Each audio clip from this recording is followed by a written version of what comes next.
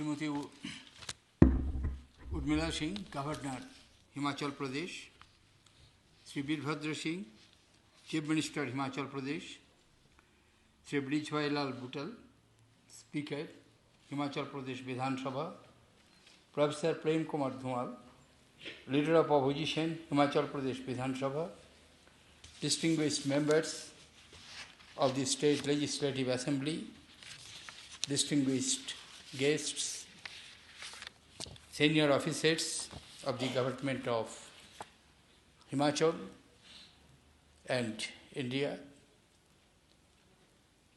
I consider it as a distinct privilege for me to be invited on the occasion of the 50th year of the journey of Himachal Vidhan Sabha from 1963 to 2013. In the life of an institution, 50 years is surely a milestone. It gives us an opportunity to reflect from where we started, where we are, and where we want to be. But Himachal Vidhan Sabha, and particularly this precinct where I had the privilege of addressing the distinguished members of the State Legislative Assembly,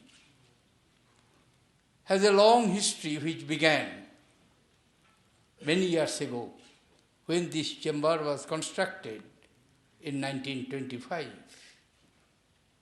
I do not know what reflected in the mind of the then Governor General and Viceroy of India, Lord Reading, while inaugurating the building. But as 13th President of the Republic of India, after 88 years of the commencement of this historic hall and building, what comes to my mind first,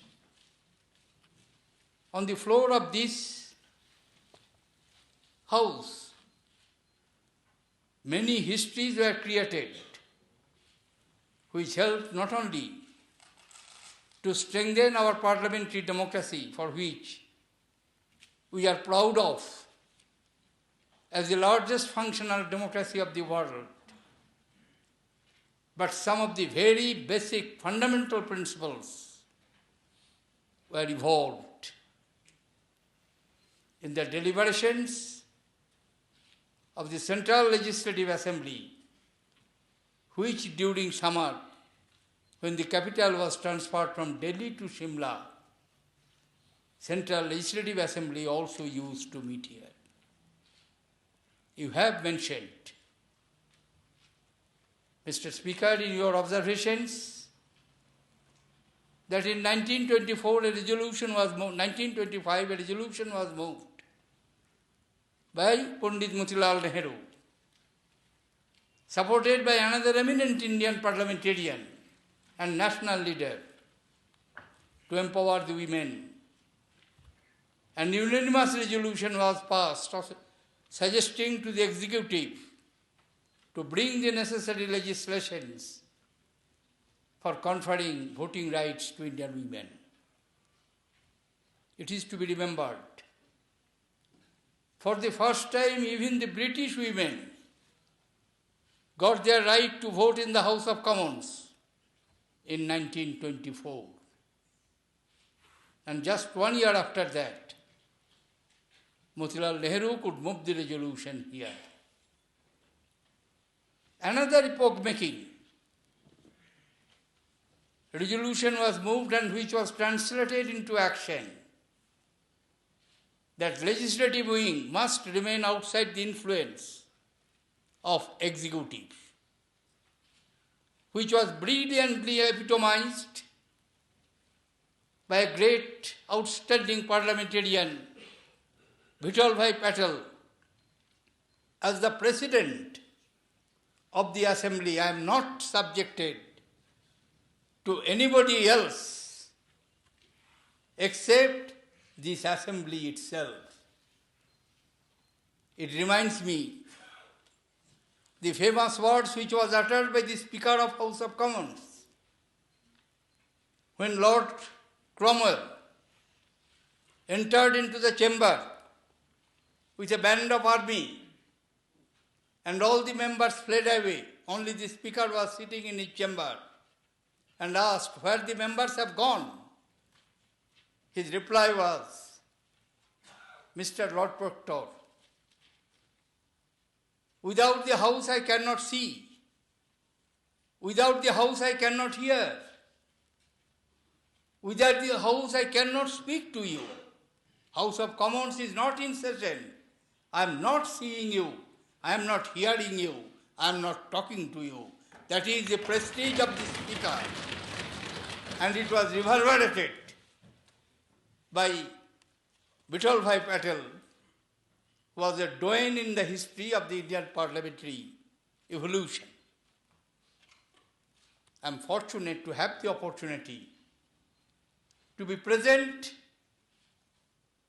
on this historic place and to address the members of Himachal Vidhan Sabha who have assumed the responsibility after the last general election.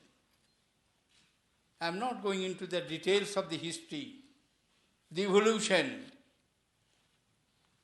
This hall witnessed the deliberations of the first Punjab Legislative Assembly after the partition, before it was shifted to Chandigarh. It transacted the business of the government as secretariat. It transacted the business of the body of legislature. When Himachal was first recognized as Part C states, before the SRC, State Reorganization Commission's recommendations were implemented and Himachal was converted into union territory. All these histories are known to you. But I would like to take this opportunity also congratulating you when I was going through the history and records of these deliberations of this illustrious house. I found it is one of the state legislative assembly where hardly there has been disruptions. And I was going through that almost every year the regular sessions of the House take place. And if I remember correctly, in the last 10 years, 356 days the House met. That speaks well of the core of fundamental parliamentary system.